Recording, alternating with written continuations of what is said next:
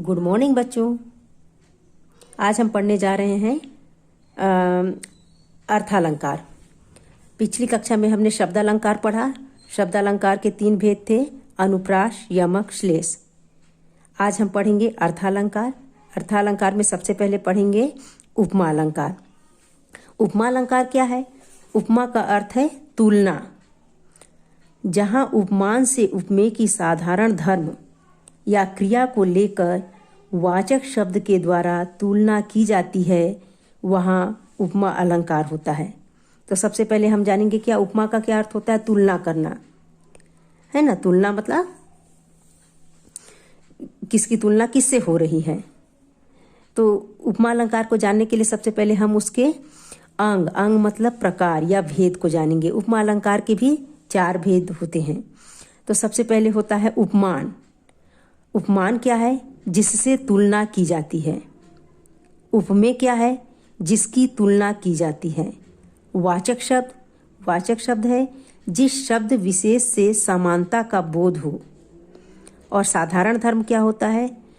जो धर्म उपमान व उपमेय में समान रूप से पाया जाए। तो ये 4 भेद होते हैं। इन 4 भेदों के बारे में हमने जाना।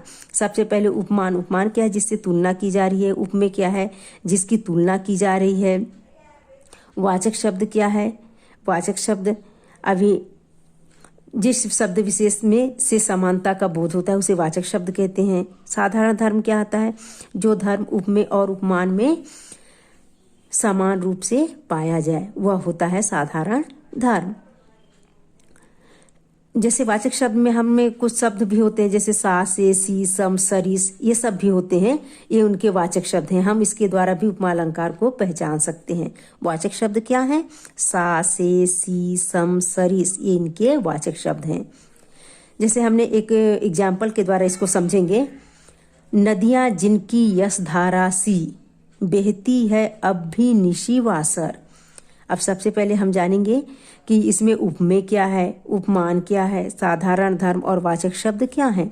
तो सबसे पहले हमने क्या कहा? उपमान क्या है? जिससे तुलना की जाती है। तो अब यहाँ पर इस पोयम में उपमान क्या हो जाएगा? यशधारा। उपमेय क्या हो जाएगा? उसकी तुलना किससे की जा रही है? नदियां। तो नदियां क्या हो जाएगा? उपमेय हो जाएगा। वाचक शब्द अभी मैंने बोला सा, से, सी, सम, सरिस, तो यहाँ पर सी आ रहा है, तो सी क्या हो जाएगा? इसका वाचक शब्द हो जाएगा। और साधारण धर्म क्या है? बहती है। बहती मतलब उपमान और उपमेय में समान रूप से पाया जा रहा है ना। तो ये क्या हो जाएगा? उपमा अलंकार। ठीक है। यहाँ पर एक एग्जाम्पल और है, इसे देखो और अपनी कॉपी पे नोट करो।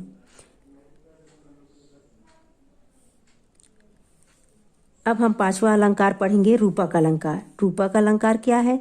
रूपक अलंकार जहां गुण की अत्यंत समानता के कारण उपमेय में उपमान का अभेद आरोपण हो, वहां रूपक अलंकार होता है। यहाँ भी गुण की अत्यंत समानता के कारण क्या होता है? उपमेय में उपमान का आरोप किया गया हो, वहां पर होता है रूपक अलंकार। जैसे एग्जाम्पल के द्वारा हम लोग समझेंगे। यहाँ पर एग्जाम्पल दिया हुआ है, वन शारदी चंद्रिका चादर ओढ़े, है ना। तो अब देखिए यहाँ पर उपमेय क्या है? चंद्रिका, और उपमान क्या है? चादर। तो इसमें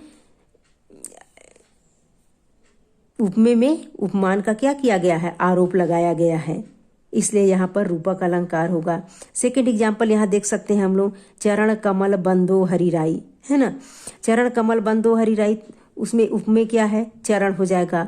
उपमान क्या हो जाएगा? कमल हो जाएगा। इसमें और भी एग्जाम्पल आपको मिल जाएगा। बस आपको क्या डेफिनेशन याद होना चाहिए। और डेफिनेशन क्या है? उपमेय में उपमान का आरोप किया गया हो, तो वहां पर हो जाता है रूपक अलंकार। अब हम पढ़ेंगे 6 नंबर में उत्प्रेक्षा अलंकार। उत्प्रेक्षा अलंकार क्या है? उत्प्रेक्षा अर्थात क्या होता है? देखने की उत्कट इच्छा, ये होता है उत्प्रेक्षा। इसका डेफिनेशन देखिए, जहाँ समानता के कारण उपमेय में उपमान की संभावना या कल्पना की जाए वहाँ उत्प्रेक्षा अलंकार होता है। समानता के कारण उपमेय में उपमान की क्या संभावना की गई हो या कल्पना की जाए वहाँ पर उत्प्रेक्षा अलंकार होता है। अच्छा, इसके वाचक शब्दों के द्वारा भी इसको हम पहचान सकते हैं। तो इसके वाचक शब्द क्या हैं? मानो, मनु, मानहूं, ज्यों, जनु, जानो, जानहूं आदि। अभी हमने इससे पहले भी पढ़ा था ना उपमा अलंकार। उपमा अलंकार में कुछ वाचक शब्द तो मैंने बताया था। वाचक शब्द उपमा अलंकार के क्या होते हैं? तो सा, से, सी, सम, सरी, इसके द्वारा भी हम उपमा अलंकार को पहचान सकते हैं। और उत्प्रेक्षा अलंकार के भी वाचक शब्दों के द्वारा भी हम उत्प्रेक्षा अलंकार को पहचान सकते हैं। अब हम जैसे एग्जाम्पल दिया है, सोहत ओढ़े पीत पट, श्याम सलोने गात, मनो नील मणि शैल पर आतप पर्यो प्रभात। अब अगर हम इसका मीनिंग नहीं समझ पा रहे हैं तो अब हमको कैसे जानेंगे कि उत्प्रेक्षा अलंकार होगा? तो सबसे पहले इसको जानने के लिए क्या करेंगे? इसके डेफिनेशन को देखेंगे। तो उपमेय में उपमान की जहाँ संभावना होती है या फिर इसके वाचक शब्द के द्वारा भी हम इसको पहचान सकते हैं। तो इसके वाचक शब्द इसमें क्या मिल रहा है? तो मनो के कारण भी हम इसको समझ जाएंगे कि ये क्या हो जाएगा? उत्प्रेक्षा अलंकार। यहाँ पर सेकंड एग्जाम्पल भी दिया हुआ है।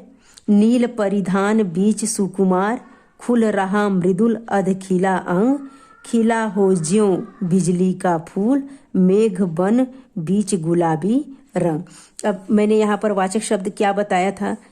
ज्यों। तो यहाँ पर ज्यों आ रहा है तो इसके द्वारा भी हम क्या करेंगे? इसको पहचान जाएंगे कि ये उत्प्रेक्षा अलंकार है। अगर जैसे इसके अर्थ को देखेंगे कि अर्थ के द्वारा हम कैसे उत्प्रेक्षा अलंकार को समझेंगे। तो यहाँ नायिका के नीले वस्त्रों के अध खुले अंगों में आकाश के मध्य चमकने वाली बिजली की संभावना प्रकट की गई है, इसलिए क्या हो जाएगा? उत्प्रेक्षा अलंकार। अब हम पढ़ेंगे अतिशयोक्ति अलंकार। अतिशयोक्ति अलंकार क्या होता है? जहाँ उपमेय का वर्णन लोक सीमा से अधिक बढ़ाकर किया जाए वहाँ अतिशयोक्ति अलंकार होता है। अतिशयोक्ति अलंकार किसी भी बात को जरूरत से ज़्यादा बढ़ा चढ़ाकर बोला जाता है, कहा जाता है, वहाँ पर होता है अतिशयोक्ति अलंकार। तो अतिशयोक्ति अलंकार के एक एग्जाम्पल देखिए यहाँ पर कि देख लो साकेत नगरी है यही, स्वर्ग से मिलने गगन में जा रही। अब यहाँ पर इसको कैसे जानोगे कि ये बढ़ा चढ़ाकर बताया गया है? तो इसके अर्थ को समझेंगे हम। यहाँ साकेत नगरी के ऊंचे भवन को आकाश की ऊंचाइयों से छूते हुए दिखाया गया है, इसलिए मतलब इस अति की गई है, जरूरत से ज़्यादा बढ़ा चढ़ाकर बताया गया है, इसलिए क्या हो जाएगा? ये अतिशयोक्ति अलंकार। यहाँ पर एक एग्जाम्पल और है, देखिए। एक साथ रघु ने पैरों से चापा अविकल, प्रीत दत्त सिंहासन और सकल अरिमंडल। तो यहाँ पर इसका मतलब क्या हो जाएगा? सारे ब्रह्मांड को एक ही कदम में नाप डाला। तो सारे ब्रह्मांड को एक कदम में नापना मतलब क्या है? कि जरूरत से ज़्यादा बढ़ा चढ़ाकर बताना। तो ये क्या हो जाएगा हमारा? अतिशयोक्ति अलंकार। एक एग्जाम्पल मैं ऐसी बोल के बता रही हूँ, आप सुनिए ध्यान से कि हनुमान की पूंछ में लगन न पाई आग, लंका सगरी जल गए, गए निशाचर भाग। अब यहाँ पर इसका मतलब क्या होगा? कैसे जानेंगे हम लोग? यहाँ अतिशयोक्ति अलंकार है। तो हनुमान की पूंछ में लगन न पाई आग, अभी हनुमान की पूंछ में आग नहीं लग पाई है। लंका सगरी जल गए, गए निशाचर भाग, और सारी लंका जल गई है और वहाँ रहने वाले निशाचर अर्थात राक्षस सब भाग गए हैं। तो यहाँ जरूरत से ज़्यादा बढ़ा चढ़ाकर बताया गया है ना। हनुमान की पूंछ में अभी आग लगी नहीं और सारा लंका जल गया और लंका में रहने वाले जितने निशाचर हैं वो भाग गए। तो ये क्या हो जाएगा? अतिशयोक्ति अलंकार। अब लास्ट में हम लोग देखेंगे मानवीकरण अलंकार। तो मानवीकरण अलंकार क्या है? देखिए, जहाँ जड़ चेतन पदार्थों को मानव क्रिया करते हुए दिखाया जाए वहाँ पर मानवीकरण अलंकार होता है। जड़ चेतन पदार्थों को मतलब, या ऐसे भी बोल सकते हैं जितनी प्राकृतिक चीज़ें हैं उनको मनुष्य से कंपेयर या तुलना की जाती है, तो वहां पर मानवीकरण अलंकार होता है ना, मानव से तुलना करना, किसी भी प्राकृतिक चीजों का मानव से तुलना करना मानवीकरण अलंकार होता है। जैसे कि एग्जाम्पल देखिए, सागर के उर पर नाच नाच करती है लहरें मधुर गान। इसका मतलब क्या हुआ है कि लहरों को मानव की तरह नाचते गाते हुए बताया। लहरें क्या है, प्राकृतिक चीज है ना, तो उसको मनुष्य की तरह नाचते गाते बताया गया है, इसलिए क्या हो जाएगा, मनुष्य मानवीकरण अलंकार हो जाएगा। दूसरा यहाँ देखिए, हे रजनी बाले सज धज कर तुम कहाँ चली। रजनी बाले, रजनी मतलब रात्रि, रात्रि को बाला, बाला मतलब बालिका या लड़की की तरह बताया गया है, तो ये भी क्या हो जाएगा, हमारा मानवीकरण अलंकार हो जाएगा। तो ये है मानवीकरण अलंकार। समझ में आया मानवीकरण अलंकार?